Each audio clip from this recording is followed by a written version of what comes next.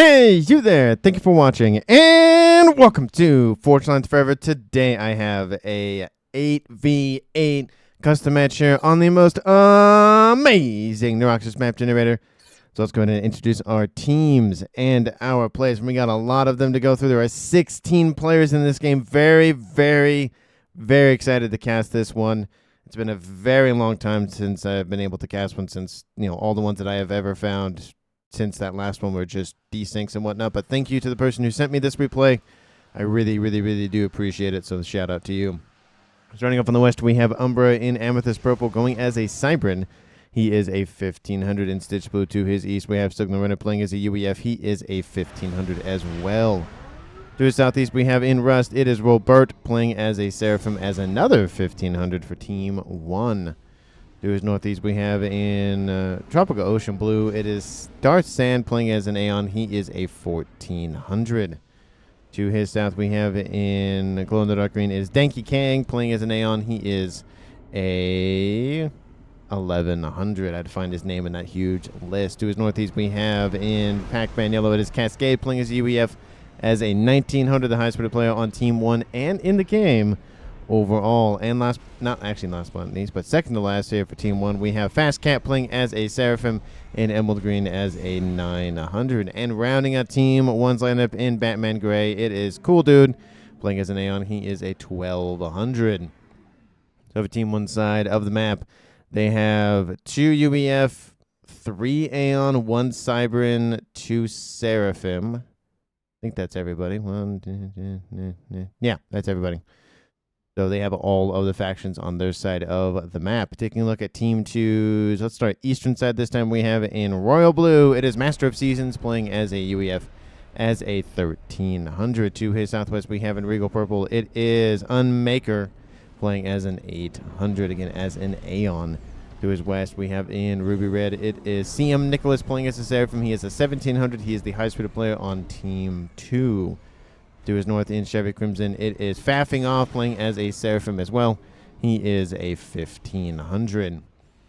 To his south in Forest Green, Best Color of Offspring Bandit, it is Hyper 2001 playing as a Seraphim as well. He is a 1300. To his northwest, we have in Snow White, it is Sandman playing as a Cybran. He is a 1600. To his southwest, we have in Lightest Red Pink, it is Rekatha playing as a Cybran. He is a 1500. And rounding out Team 2's lineup on the western side of the map, it is Ryguys playing as a Cybran. He is a 1400. So for Team 2 side of the map, they have a lot of Cybran and Seraphim. Actually, it's 3 each, I believe, if I can count. Yep, it's 3 each. And then 1 UEF and 1 Aeon. So both teams have all of the factions represented on their side of the map. Team 1's more of a even-ish spread, with there being 2, there's a little more Aeon, but pretty much that's it. Team 2 is heavily Cybran and Seraphim, with, of course, 1 UEF and 1 Aeon. Taking a look at our players' reclaim situation here, currently sitting at, doesn't look like a lot so far, 8,000 mass in total. Not a lot of mass to go around, but between 16 players, we're talking about maybe 500 mass. That's not really a whole lot to write home about. Nothing really in the water. It's just on the western and a little bit on the eastern side, but mainly in our players' main bases, so not really a long hike to get to that extra mass. Speaking of extra mass, taking a look at where the mexes are located. Most of them do reside in the main players' main land masses. There's a lot of one-offs dotted around their main bases. There are a couple of mexes in the east for me, a nice little K. I don't expect these to be online for long, in the sense that, given the fact that it's Navy map, there's going to be a lot of fighting back and forth. I highly doubt a lot of these will be built. Maybe you'll have the one on the tips maybe be built for a little bit, but not very much. We have a twin mex position on the little eastern islands over there, as well as a quad mex position on both the Teardrop Island, or 3 Teardrop Islands, whatever the heck you want to call those little symbols. And there is technically that's not really a quad mex, but for sake of ease, that's another quad mex. And then there's trimex positions in the northwest and southwestern corners that have already been grabbed. And I will note, I will probably miss a kill, so we know the procedure by now of what I will do to alleviate that miss. But again, 16 players. Chaos is going to reign this game because it's going to be crazy, crazy nonsense. So hopefully everybody enjoys. Hopefully you do. Leave a like, comment, subscribe, all of that beautiful, beautiful things that YouTube loves to see. Northeastern corner, we have Team 1's Cool Dude getting his naval factories, as well as Fast Cat, as well as Danky Kang, as well as Robert, as well as Signal Runner, as well as Umbra. That's 5 players in Navy for Team 1. Team 2, we have, that is Master of Seasons. We have Unmaker. We have CM Nicholas. We have Faffing Off. We have Sandman. We have Rekather. And we have, where'd he go? He's over there. We have Rye Guys. So what is that? 1, 2, 3, 4, 5, 6, 7. So almost everybody on Team 2 is in some sort of naval department. The only player on Team 2 not in that department is Hyper 2001, who I would assume will be the de facto air player for Team 2. And with 8 players on each team, I expect at least 2, if not 3 air players this game, as Navy starts to slow down a little bit, as, you know, the bigger hunk of units start to bash one another's skulls, and the speed at which Navy goes does slow down, so it will allow players to, you know, put some APM down on the side to be able to focus on maybe air or any sort of drops or any sort of thing. Taking a look, we do have some players moving in this game. We have a couple of players on Team 1 going for the Western Islands. We did see that Team 2's Rye Guys is over there as well, so we'll see if there's actually Convicom action this game. Maybe, maybe not, but this is probably going to be the most likely for now until we have a telemaser from somebody. Again, 3 Cyberns on Team 2, so definitely something to be watch out for, as well as because there's 3 Cyberns on Team 2, and there's Cyberns on Team 1 as well. The torpedo upgrade is definitely going to be thought about for somebody, so maybe we'll see somebody in the water be chased down by a torpedo. That'd be fun to watch. We do see a lot of subs getting into it between Team 1 and Team 2. Looks like Team 2 has a little bit more of them, which will, of course, favor Team 1. And we do see those mexes are being built and destroyed almost immediately. Again, those are not going to last much longer over there. We do see a tiny little, I don't know, cut-off mountain thing right here. Nice little base hiding here. Do love the radar position here. Does make it harder for units to hit it. Now, if you have a cruiser missile, that's not going to be a problem. But for the most part, that's actually a nice placement for that. We'll see if Team 1 doubles that. Actually, that is Team 1's. So, again, I am going to confuse myself about who has what. But nice placement there by Sigma Runner. We'll see if Team 2 does that. We do see that Rye Guys is moving in to assist his frontline base. Sigma Runner pushing in with Umbra to assist the only Cybrid on Team 1. So Convicom action will 99.9% happen, maybe, possibly, maybe, unless Rye Guys decides to turn around. We do see Team 2 is slowly pushing into Team 1. Again, it's going to be a lot of time in Navy, so quick wins probably are not going to be it. We do see T2 Navy is done for Robert, and he's going for the destroyers. Definitely a good play there, getting that laser weapons online sooner rather than later. And we do see that Rye Guys did not decide to go on to land. Actually, he did take a hit, but those are from those torpedoes right there from the slivers from Team 1. So he retreats back to friendlier territory. We do see some units inbound from Sanoman to assist. It looks like that'll be a little bit more of a pushback on that western side.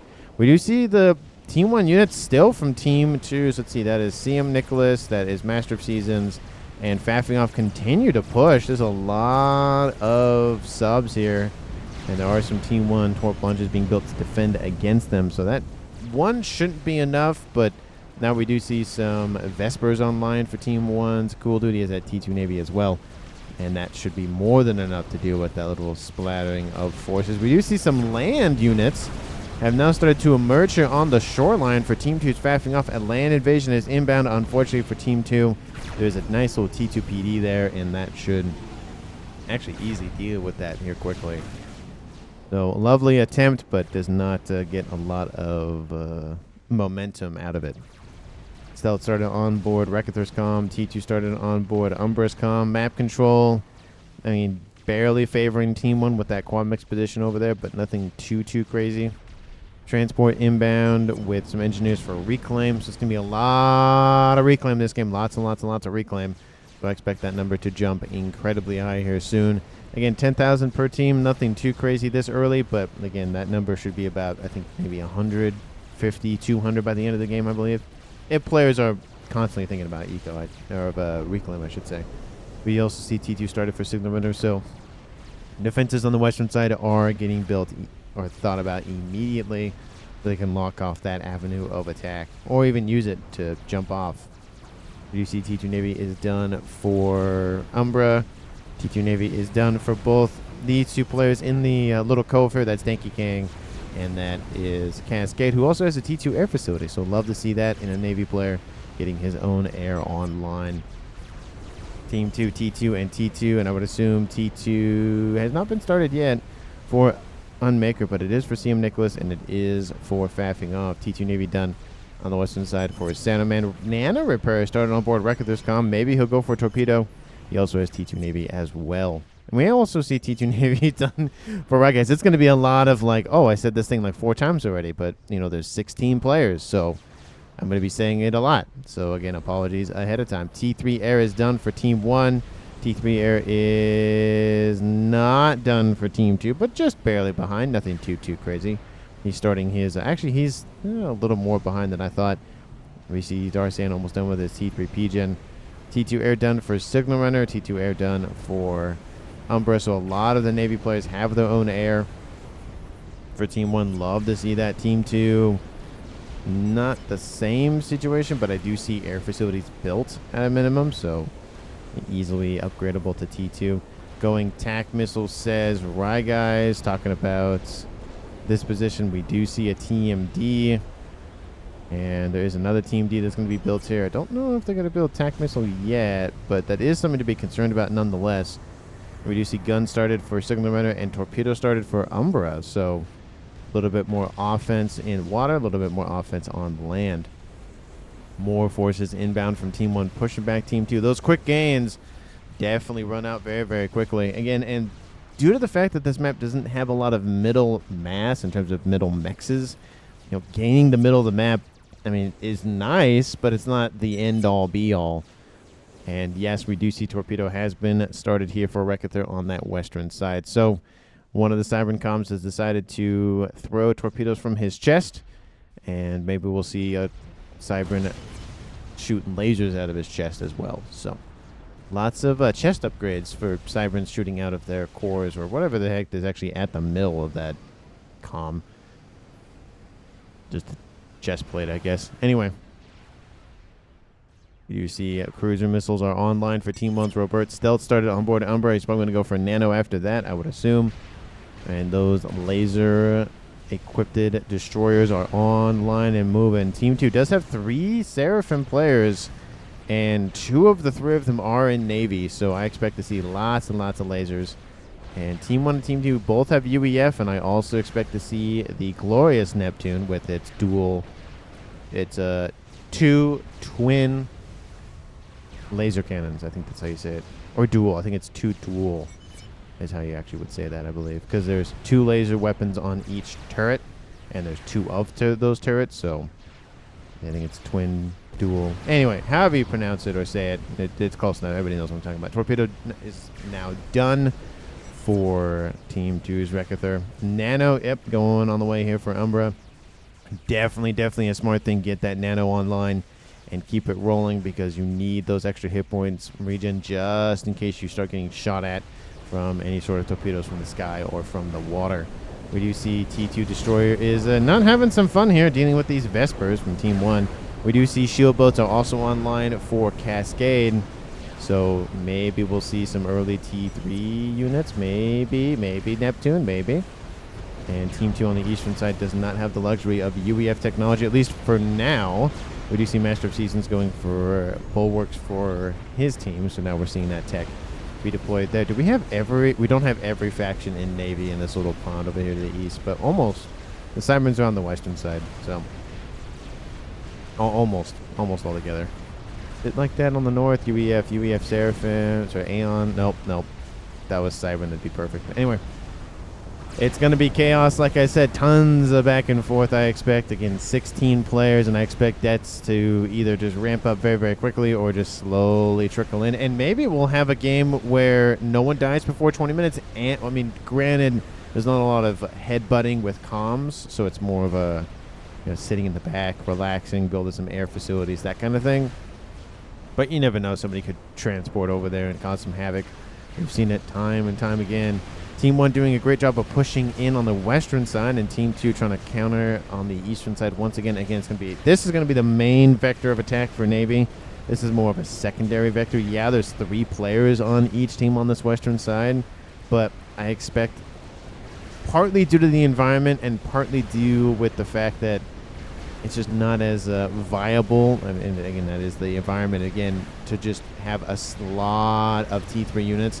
It's probably mainly going to be right here in this, more closer to the middle approach of where Navy will actually happen. We do see a couple of destroyers having some fun on those engineers on the they're hanging out up here. What are those guys doing up there? All those shots from those destroyers are missing. We do see Rye Guys over here for Team 2. Signal Runner over here from Team 1. He's pushing into this position for Rye Guys.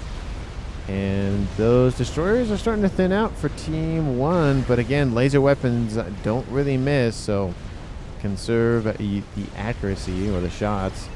Team 2 is just shots, everybody. Just throw lead down range and see what sticks. We also see Rekethur's inbound with his torpedo and nano upgrade as well. Looks like he might be intercepting Umbra. The only difference between the two commanders is one is at G2 and one is not in terms of engineering tech. So a little bit more hit points for Team 1, and that amounts to, what is that, 2,000 exactly, with an additional 10 hit point regen. So that does make a difference after a while. Combi-com action actually will occur first time in the game between the 2 Siren commanders in the west in the water, throwing torpedoes at one another. I knew it would happen at some point, so lovely to see that happen in this game. And we have torpedoes going after the Salems from Team 2's Rye Guys. ASFs are inbound to counter those, and we also see a lot of interceptors guarding them, so nothing too crazy if Team 1 loses all of those, but, those are units that are lost nonetheless. Destroyers pushing in on the eastern side. They are submerging because there's no point in engaging the main weapon systems of everything else. We have all of these Vespers to deal with, and we do have laser weapons now emerging for Fast Cat on that eastern side. And it's going to be a little bit of a kind of back forth on the western side. Same thing with the eastern side, but more on the eastern side, like I said, just due to there's more environment to really move around. Team 2 and Team 1 are really restricted on this western side, even due to the fact that this facility is just being a pain up here. T2 Trident just kind of hanging out over here. Look at this thing. It has a little aperture to shoot at units just passing on by. That Trident is almost gone. Oh, almost gets killed off, but I think it will be killed off by that torpedo inbound from the comm. Yep, there it goes. Killed off by the comm of Umbra. ARAS started on board. Darth stands comm in the back, getting his eco just thrown into those veins to get it expedited and get his ASF nice and expanded upon. Team 1, do you have any other air players so far? I mean, we do see Cascade at T2 and a couple other players at T2, but that's really about it. Team 2, do we have anything else at T3? The answer to that question is no. So everybody else is really focused on Navy for both teams. So one air player for each team in an 8v8 is very strange. Not what you would expect necessarily, but hey, unconventional is what I love to see. So it makes for the spice of life and all that stuff. So no complaints here. We do see western side Rekethur pushing with the forces of Sanoman, the UUEF, and Cybran, not commanded, but combined forces not doing well. And the Destroyer not doing too well either, just getting a lot of that Salem lead just thrown at it, and there he goes. That's the last laser weapon that Team 2 has to deal with for a while. I do love how there's just a sonar platform just running around. It does have stealth on board, so it does mask a little bit of the presence here for Team 1. So that does help, but there are torpedoes inbound. I don't know what they're going after, but maybe they're going to go after that sonar platform. Who knows? There's a bulwark there to help protect it as well. Eastern side definitely slowing down a little bit. I wouldn't be surprised if somebody's building T3 tech, or at least upgrading here shortly. No, oh, yep, there it is. T3 has been started by Cool Dude on the eastern side. T3 is actually done for Robert, and he's going for the Yasows. Yep, I knew it. Somebody would be going for it early. And those sub hunters, sub killers. And I'll see you in a second. And the Cybern's changing their title and confuses me. T3 Air, T3 Navy is down for Team 2. Faffing off. He's also going for Yassau's. T3 has been started. T3 has been started, and T3 is done. And there is the glorious Neptune. There it is. It is being built, and there's one already done. Got to love it. Gotta love to see it, and gotta love to cast it. Yassau is the sub hunter. I know it was just a moment. We actually see a lot of Yassau's on the eastern side already done, and that is the one thing that Team 2 has the advantage of, is they have a lot more Seraphim tech, and it is very, very useful. Those Yassau's are deadly. Deadly, deadly, deadly. Gotta be aware of those at all times. Yeah, there's torpedo bombers inbound to help thin out the numbers, but there are some other units in the vicinity that have torp defense. You have the Neptune that has it. Obviously, you have the destroyers that have it. You have the actual Yassau itself that has it. So you have a lot of torp defenses, so it's going to take a lot more firepower to chew through all that. Maybe ground firing is probably going to be the way that Team 1 goes about dealing with that. Same with Team 2 on this western side. And this base is just being annoying for Team 2. It just will not go away. They've been shooting at it for a while now. And we do see that, again, Rector and Umbra still trying to help out their fleets. We see Rector almost at T2, and we see Umbra almost at, sorry, not T2, but 2-star vacancy versus almost 1 for Umbra. We do see Signal Runners back here just kind of hanging out. Maybe we'll see Billy Nuke maybe from somebody. And we kind of hide on the edges and maybe and throw it at something. That'd be kind of fun to watch. But we did make it past 21 minutes with no deaths, so congratulations to every single player for making it this far and not dying. Again, not every game everybody makes it past 20 minutes. Not every game everybody makes it past 30 minutes. So love to see it. So I want to shout out that. And in an 8v8 nonetheless. Again, it is a Navy map. There's not a lot of butting heads with comms and whatnot like we would see on mainly land maps. So that does kind of help. Transport inbound from Team 2's right, guys. Now, where are you going? There's a transport, and it has been spotted by Team 1's little hummingbird hanging out. So that should be intercepted here shortly. We have a battleship down for Team 1's Robert and torpedo bombers. I don't know where they're going, but they're going somewhere. Transport from Team 1 is inbound with a decent amount of Lobos, I believe, on board. And that transport, ooh, we have Team 1's ASF. Oh, is it going to land? Is it going to land? Is it going to land? It is going to land. There it is. And I have to zoom out and not focus on one thing too long because I'm going to miss something.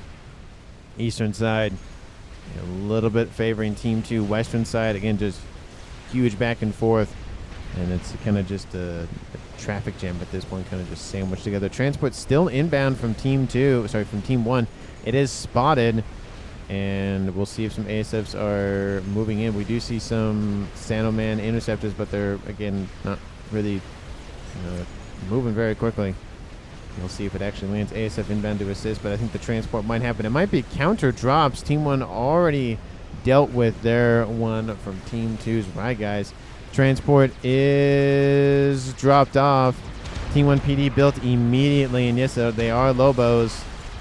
And the reclaim efforts immediately underway. Nice micro here by Team 2 and Team 1. We'll see if one gets away out of the 10 or so that landed. Hey, one is better than none. But I wouldn't be surprised if just, a bomber or something goes over there and says hi. Eastern side, Neptune's leading the charge. Those twin dual laser cannon nonsense, however the heck you pronounce it or say it. Leading the way. We have counter Neptunes online here for Cascade. Gotta love to see it. Gotta love to see it. All of the naval things are fun to watch and cast. My favorite part. That and the nukes. Those are my two favorite parts of the game. This is my... I don't know what it is, but I just really love naval combat. Just don't know what it is. Maybe because I like World War II so much? I don't know. Maybe. Anyway. Western side. Lots and lots of destroyers online for Umbra. And again, this base is just still a thorn in Team 2's side. You can see all these just random shots thrown in to try to deal with this base.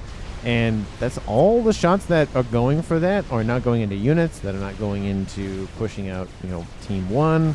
Like all those missing or missed shots, that's, seconds, if not minutes of delay, of pushing back, a whole bunch of stuff that Team 2 could be enjoying. Is that he's dealt with? Okay, I was going to say it should be pretty quick to deal with that. Oh, look, there's a Wagner inbound from Team 1's Umbra as well.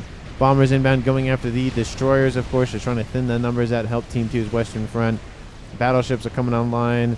T3 should be started soon for Rye Guys. Pretty much everybody on the eastern side has T3 tech. Team 1 should be the exact same thing. T3. Ooh, there's a Tempest. There she is. T2. Oh, sorry. T3, T3, and T3 on the eastern side. T3.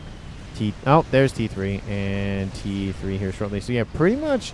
Oh, and it started. Never mind. So, everybody is going to have T3 tech here shortly. And it's going to be a battleship nonsense. That, Yassau's, Neptunes. Maybe we'll see a sub-nuke, something. Team 1, speaking of nuke, Team 1, do you have anything big, crazy happening in the background? No air expansionary efforts for them. The Darth Sand, I don't see anything else for Team 1. Team 2 on the southern side, anything crazy nonsense? No air expansionary efforts. Master of Seasons built an experimental, and it is an Atlantis-class experimental aircraft carrier. He's going to just immediately build another one. Got to love it. One of the only downsides to this unit, though, is it does not have torp defense. So if you have torpedoes, you have Yassau's, you have T1 sub, you have anything that has a torpedo on board, it's not going to deflect it. It's not going to shoo it away. So that will be a way to counter that. And you could just ground fire. That also works, too. But, man, what's the fun in that? Just use torpedoes. That's a bit more fun. Yujuko says Rye Guys. Rye Guys does make a comment. Well, I mean, it's not as big as Cascade. Cascade's almost at 500. Darth Sand is at 430, and Umbra is at 400. Team 2, we see CM Nicholas at almost 500, and everybody else is below that. So averaged out, Team 1 slightly ahead, 2.5K versus 2.4. But again, percentage-wise, that is not a lot to be ahead. It really isn't. So nothing too crazy. That's like 5%. So not a huge amount to be behind. Team 1 at 76K, Team 2 98. Team 2 has accrued a little bit more mass than Team 1 totally. So again, like I said, not a huge amount. And then now Team 2 is in the lead now as well. So it's a lot of back and forth in terms of the eco. Team 1 and Team 2 have not lost a player. 27 minutes almost in. Map control, it's fluid. Somebody knew I was going to make the joke at this point. It's a Navy map. I usually make the joke. It's back and forth with Navy, and that's going to pretty much determine who wins the game. You win Navy, you win the game. That's pretty much, I think, going to be the way of it. Let me know down in the comments who you think is going to currently win. Of course, if you haven't done so already, because why not at this point? It is an 8v8. Like, when is the last time you've seen an 8v8? And I know it's been a long time since I've seen one. So, again, shout out to the person who sent me this replay. Their, of course, name is down in the comments. If you have a replay you want to send me or want me to look at or whatever, send it to my email. It's in the comments. Not in the comments. It's in the description. It's on the channel, and it's strategiclaunchreplays@gmail.com. Thank you so much for watching. As always, I really do appreciate it. And now we're going to look at Rekethar going for cloaking on board that commander. Now, with cloaking, it's not as useful, and I say this all the time, with offensive operations, especially because, you know, Team 1, so in this position, Team 1 could have Omni. Team 1 could have a spy plane flying overhead. They could have a satellite flying overhead. There's a lot of things they could have that are online that have Omni sensors on board. However, in Navy, I'm not too remembering if the sonar platforms have Omni on board. I know they have a radar. They do not. They have. So that one's torpedoes, sonar, and jamming. That's the UEF one. I don't know if any of the, like, because I think the Seraphim one is stationary, I believe. So I don't think they have Omni. Yeah, this is the Cybran one. Yeah, sonar, stealth field, and stealth radar. So I think cloaking would actually be a really good use in this case. But we'll see how the game progresses. He might be the first dead. He might not be. Who knows? Eastern side, Team 2 still making inroads. It's just the slow pushing in. Crazy nonsense. Look at the nonsense. Look at it. Look at it.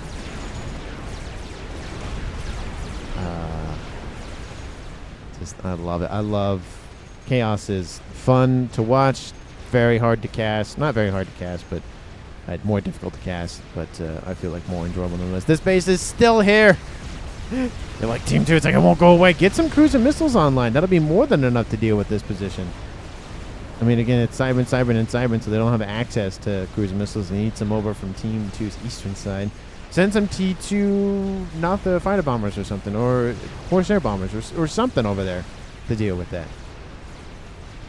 And ASF are stacking up. We have a couple players on Team 2's western front that have T2 air. They can easily build Corsairs, but they're producing torp bombers, which is probably definitely the bigger concern.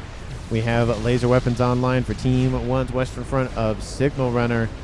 And I don't see any subs that have nukes. We do see, of course, the battleships for Seraphim do have nuke-capable systems on board. Tons of Yassaus flying around, tons of bombers inbound. And these Yassaus do have AA weapons on board if they want to emerge, but these are not regular torp bombers. These are Solaces.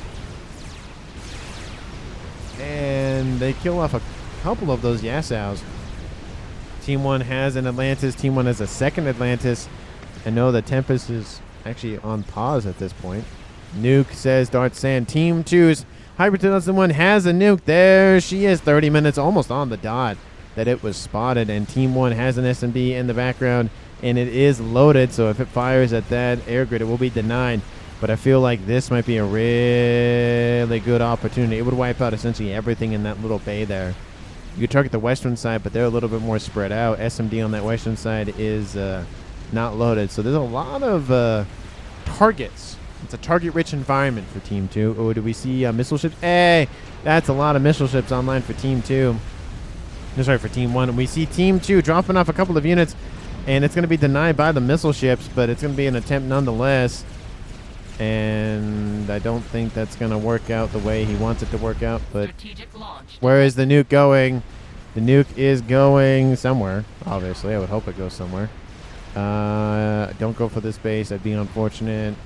Hyper would probably know that by now. Oh, it's going west. Oh, I feel like this would be a better opportunity. It would wipe on an entire front and try to kill off 3-4 bases.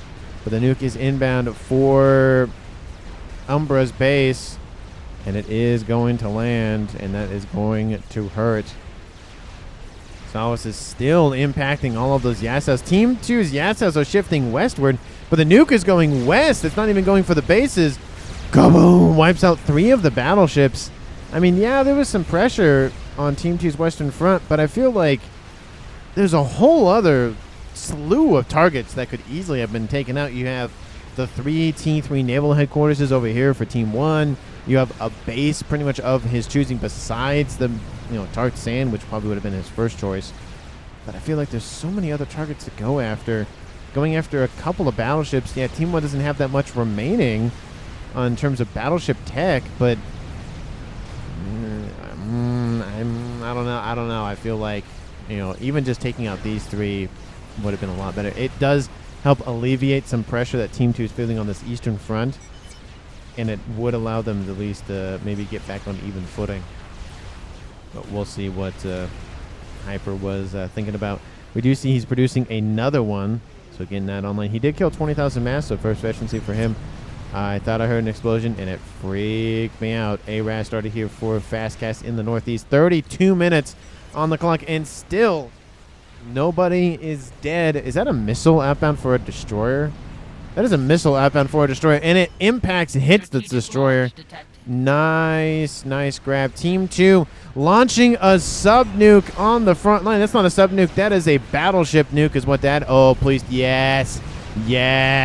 He's going for the construction yards of Team 1's eastern front. And it's going to hit 2 of the 3 headquarters and actually grab a ton of engineers to boot as well. Here it comes, and it's going to hurt.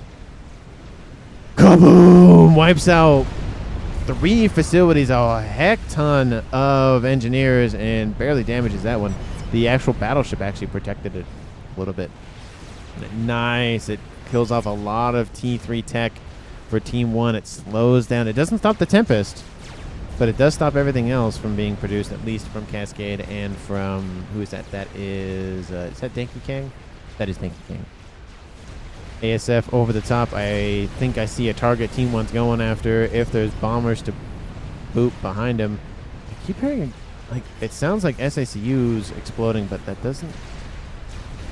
Why are the ASFs just sitting there from Dart Sand? Why are they just... There's some cruisers nearby. What are they doing? I don't know. That was weird. They just kind of, like, flew over, said hi, and then kind of left. That was weird. Right, guys, is like, who needs mass? Another nuke built by Hyper 2001. He built it away from his main base. I love the decentralization of that. Don't tell me you're building another one. You're building 3 of them. Okay, that's fine. We should see. Oh, Team 1 has a nuke. Is it loaded? It is not loaded. It's just newly built. Keep hearing explosions. It keeps freaking me out. And again, 8v8, and I just want to make sure that I keep track of it. Is that a nuke? Nope, that's a shield. No nukes being built by Team 1's western half. Artillery has been started for Team 1's Umbra. That's way too close to the shoreline. Put it back here or something. Way too close. I do understand the sentiment of, okay, well, it's pretty much a Navy map, so anywhere I put it would be in range, but make it a little bit harder for all the other units to shoot at it besides the battleships. In terms of the Eastern Front, Team 1 doing a pretty good job of just keeping the status quo, considering they've lost their headquarters as they're rebuilding the T3 very quickly, I will admit. But it does allow Team 2 to stack up battleships very quickly. Another experimental online. It is a Tempest nano repair started here for faffing up. Maybe they'll go for advanced nano. We have a Megalith running around just being annoying. 110,000 hit points on board. Its torpedoes are pretty darn good, and it's a lot of hit points to chew through. So, yeah, look how fast he's dealing with and the Governor's head. Eastern side, we see those 3 Atlantis still trying to hold the line with their torpedoes. But we have tons of cruiser missile spam, and it's going to be just the slow demise of that Eastern Front for Team 1. The nuke should already be loaded for this one. Almost loaded. This one is almost half. This one is being built.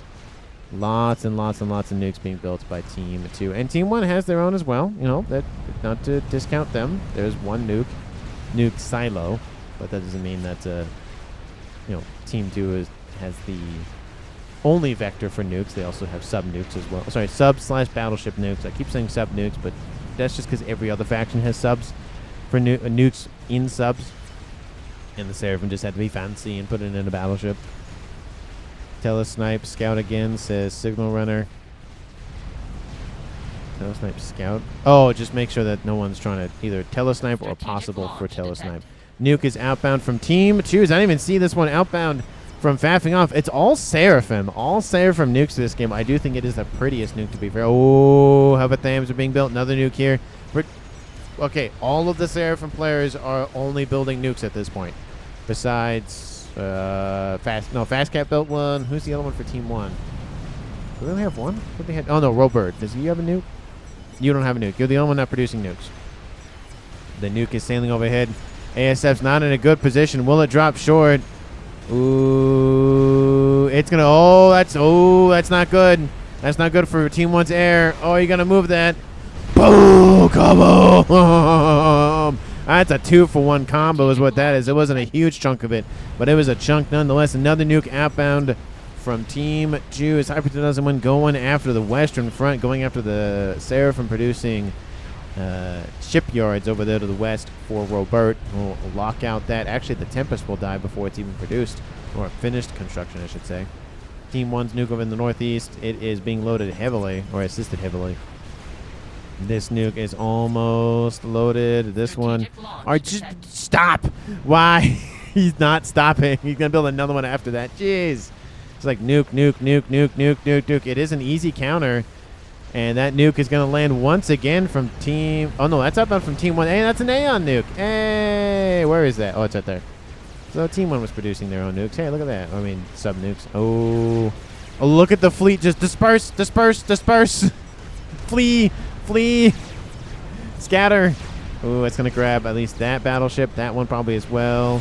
No, it only grabs one. Kaboom. Grabs that one. Thins out the numbers just a little smidgen. Nuke pointed out by Hyper. Missed the temp. Yeah, missed the temp. Oh, Tempest. Okay. That's what he was talking about. Does that sub-nuke do enough damage to one-shot a Tempest at full HP? I thought it only did like 50,000. Because the regular nukes do 70. Oh, and that's Tempest died over there. Come on. I think I missed that. Again, I will miss things, like I said, so apologies. 1, 2, fetching 4. Why? 4 nukes for Hyper. We have 1 nuke for CM Nicholas. We have 1 nuke for faffing off. He's building an artillery piece. We have an artillery piece almost done for CM Nicholas. We have, what is it, 6 nukes for Team 2 in terms of stationary ones, and then I think there's a nuke being built on one of these Seraphim battleships. We have 2 for Team 1, and this base got, that base got wiped out. Yeah, we knew that. That's right. That was the ASF thing. Oh, there she is. There is the Paragon. Ooh, Game Ender has appeared. And it's already underneath shield coverage. Gotta love it. Ooh, Team 2 invading with the bricks. Invading. Oh, my goodness. What is the reclaim situation? I haven't even taken a look at that. Oh, that's a lot of numbers. Oh, that's not as much as I thought. 250,000. That's not as much as I thought. Never mind. I thought it was like 500 something crazy nonsense. And Team 2 being kind of standoffish now at this point. They have a lot of momentum going for them. They wiped out the facilities. And they're like, well, we'll build up a couple defenders and call it a day. Nobody is dead. 37 minutes and nobody is dead. What? I thought people would, like, half the game would be dead by now. But no, nobody is dead. That's very surprising. And that nuke is half loaded. That nuke is loaded and it's firing as we speak. Gotta love it. Shoot off that nuclear storm. Strategic launch detected. No, that's more the YOLO. The YOLO fires the storm. And that one's half loaded. That one's a quarter loaded. Stop. He just won't stop building them. He just can't stop, won't stop. Can't stop, won't stop. Can't stop, won't stop. Another nuke outbound from Team 2. This time it's from faffing off. And looks like the target is going to be the base to the eastern side for Cool Dude. And the one for... who is that? That is... faffing off is going westward, most likely the naval facilities. There is an SMD there. It is loaded. Another nuke outbound from this time Team 1's Fastcat. Where's this one going? It's going right here in the middle. Ooh. That could be a good one. That could be a really real good one. Here comes the nuke. It's going to land for the naval units and not hit anything. That's boom. And oh, this was a kaboom. Wipes out a couple of battleships as well. Again, thinning out the number over there on that western side. Here comes the nuke from Team 1. And Team 2 hasn't really moved their battleships. Ooh, it's going to be at least 4 of them, I believe. Ooh, that's going to hurt. Kaboom! Wipes out 3 of them. Hey, that's 3 less that Team 1 doesn't have to deal with. Another nuke, guy. Oh, yeah, nice little explosion. Look at that. Just all pretty. There's so many explosions. That power grid still going? He's still going 25% and climbing. They're outbound from Team 2's is CM Nicholas. I thought I heard another one too. Oh yeah, there's another one outbound from Team 1. It's outbound from a sub nuke, I would assume. Here comes the sub nuke. Doesn't really kill much off. Here comes the nuke from Team 2. It's going to wipe out the facilities once again. Artillery raining in as well, and that's not going to feel good. I mean, it's not a headquarters, but it's more facilities at least. Kaboom! Wipes out 1, wipes out 2, wipes out a lot of engineer support. Dave Nicholas points at about, yeah, he's like, why didn't you target that? Yeah, that would have been probably better to target. Team 1 doesn't have a lot of, well, I guess they have a lot of summits.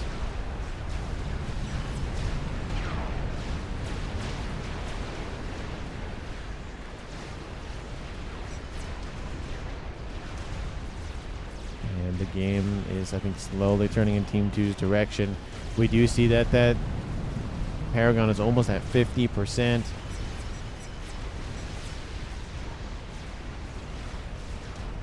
And artillery, of course, is done for Team 2's. Who's that? That is CM Nicholas, and the one is almost done for FAF. So that's 2 artillery pieces for Team 2.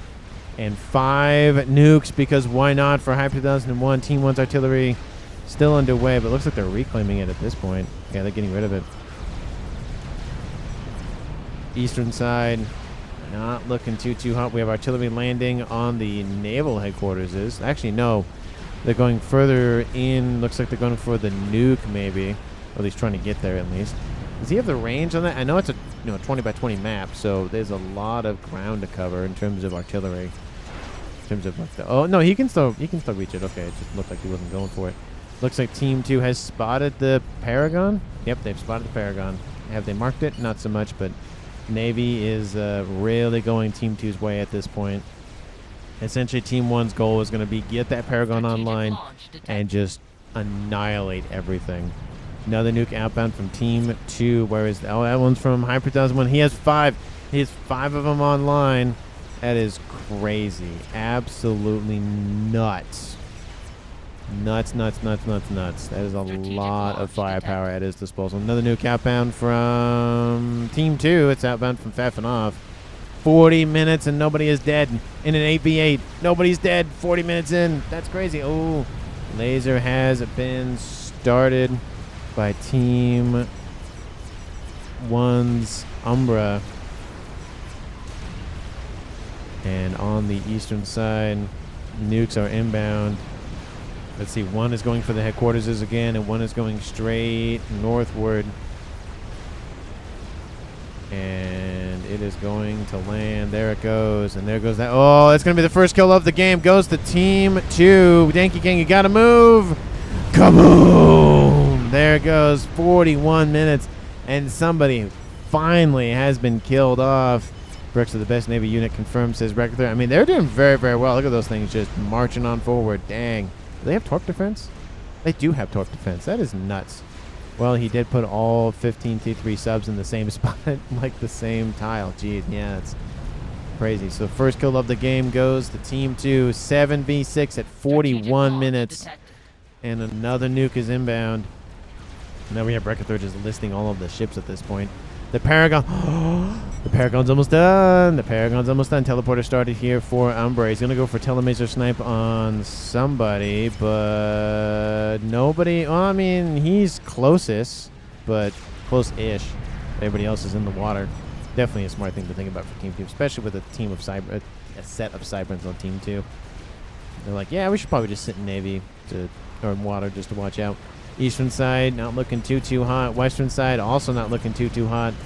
And another nuke is inbound. I think it might be hit the headquarters. There's an SMD over there. It isn't loaded, so it will shoot down. Oh, no. Oh, no. It won't shoot down the nuke. But it doesn't matter because there's really nothing around it. Boom. Wipes out an Atlantis that was being built, but not really a big concern because it wasn't done. There she is. There's the infinite crazy nonsense. There she is. Oh, gotta love it. Got to love it. And I'll zoom out a little bit just to make sure I didn't miss anything. So infinite resources essentially are online for Team 1. And he's going to be producing. So that is, again, it's going to be a matter of time. Either he keeps that thing online long term. He's going for salvations. So it might be enough. Team 2 has Navy, and like I said, they're, again, hamstring a little bit by land to get to that Paragon, but Team 2 is making their way there. And I'll see what I can pick up, says Umbra. Nuke is outbound from Team 1. Where is it? Where's the nuke? Oh, it's from Team 2 on the western front. Okay, I was going to say. Plan B inbound is going to wipe out the facility here. That Tempest is just going to die. I don't even think it moved. All of the MAS, of course, from Guard Sand has been donated over to Cascade to help fuel his economy. Salvation, first one is done. Here comes the nuke. Boom, kaboom. Almost does not kill off the almost kills off the Tempest, I should say. The Atlantis is down, and the invasion on land will soon occur with the bricks. And we have bombers inbound from Hyper to go after the Tempests. It's only a matter of time. We have artillery raining in on the air grid, and Team 2 must know about it at this point. Yep, there it is. That's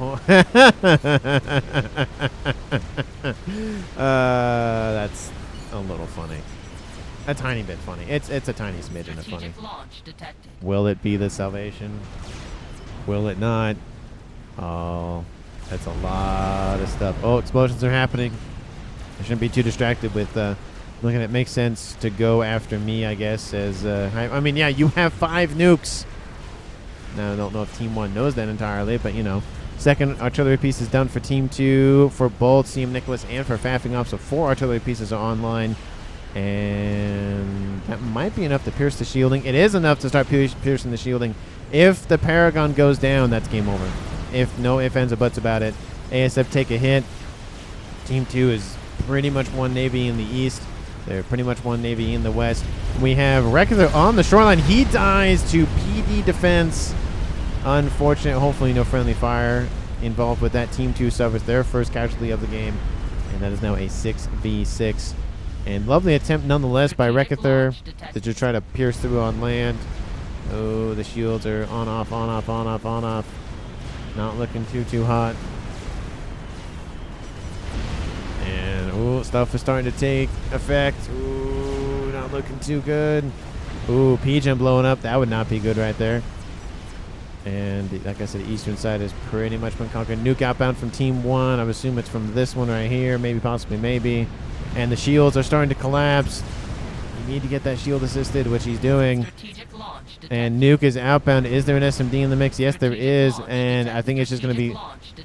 I think we know. I think where all the nukes are going. There's one there. There's one there. There's one there. There's one there. And I think we all know where they're going. Yeah. Another nuke outbound for good measure from Team 1's little sub-nuke over there. Oh, actually, no. This one's not going for the Paragon. This one's going for, looks like Rope Earth Space, maybe.